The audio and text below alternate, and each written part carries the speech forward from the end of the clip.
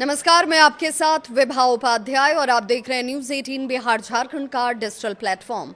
पश्चिम बंगाल की राजनीति इन दिनों जिस मोड़ पर खड़ी नजर आती है, वहां हर दिन कोई ना कोई नया घटनाक्रम जरूर सामने आ जाता है। तृणमूल कांग्रेस यानी टीएमसी के अंदर चल रही कथित बगावत और सांसदों की नाराजगी के बीच रविवार को दिल्ली एयरपोर्ट पर एक ऐसा दृश्य देखने को मिला जिसने राजनीतिक बहस को और ज्यादा तेज कर दिया।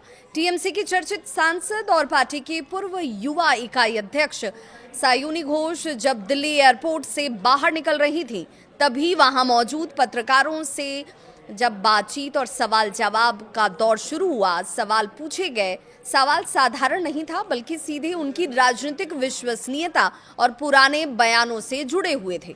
पत्रकारों ने सायुनी घोष से पूछा कि कुछ समय पहले उन्होंने सार्वजनिक तौर पर यह कहा था कि वो राघव चड्ढा की तरह दल बदलू नहीं है, लेकिन अब खबरें हैं कि उन्होंने खुद टीएमसी का साथ छोड़ दिया है। ऐसे में उनके पुराने बयान और मौजूदा राजनीतिक कदम के बीच विरोधाभास को कैसे देखा जाए।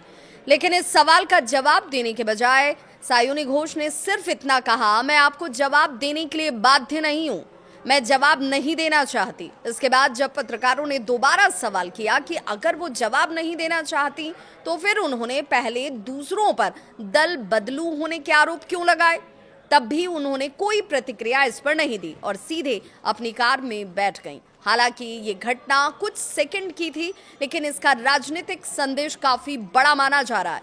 आखिर सायुनी घोष चर्चा में क्यों है?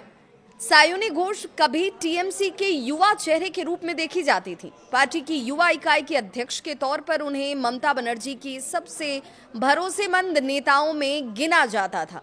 सोशल मीडिया से लेकर सड़क तक वो पार्टी की आक्रामक आवाज मानी जा रही थी। लेकिन हाल के महीनों में पार्टी के अंदर जिस तरीके के मतभेद सामने आए, उन मतभेदों की खबरों ने लगातार ऐसे विश्वस्त चेहरों पर एक बार फिर से सवाल ला दिया। इन चर्चाओं के बीच ममता बनर्जी ने संगठन में बड़ा फेरबदल करते हुए सायुनी घोष को युवा इकाई के अध्यक्ष पद से हटा दिया है। उनकी जगह अब युवा नेता अर्नब बनर्जी को नई जिम्मेदारी सौंपी गई है। इसके अलावा महिला संगठन में भी बड़े बदलाव किए गए।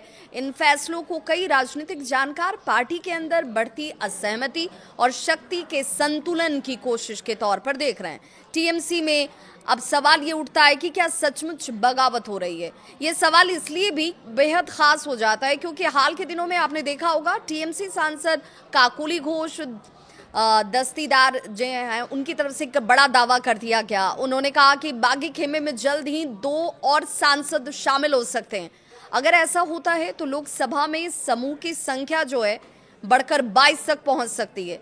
ये भी कहा जा रहा है कि ये समूह लोकसभा अध्यक्ष ओम बिरला से मुलाकात कर अलग संसदीय गुट की तैयारी भी कर रहा है। यदि ऐसा हुआ तो ये केवल कुछ नेताओं की नाराजगी नहीं होगी, बल्कि टीएमसी के भीतर एक बड़ी राजनीतिक विभाजन का संकेत माना जाएगा। ममता बनर्जी के लिए कितनी बड़ी चुनौती है, अब आप इससे समझ सकते हैं। पिछले 1 दशक से पश्चिम बंगाल की राजनीति में ममता बनर्जी और टीएमसी का दबदबा रहा, लेकिन चुनावी चुनौतियों, संगठनात्मक बदलावों और लगातार बढ़ती आंतरिक असहमति ने पार्टी नेतृत्व के सामने नए सवाल जरूर खड़े कर दिए। अगर वास्तव में बड़ी संख्या में सांसद अलग रास्ता चुनते हैं तो इसका असर केवल संसद तक सीमित नहीं होगा।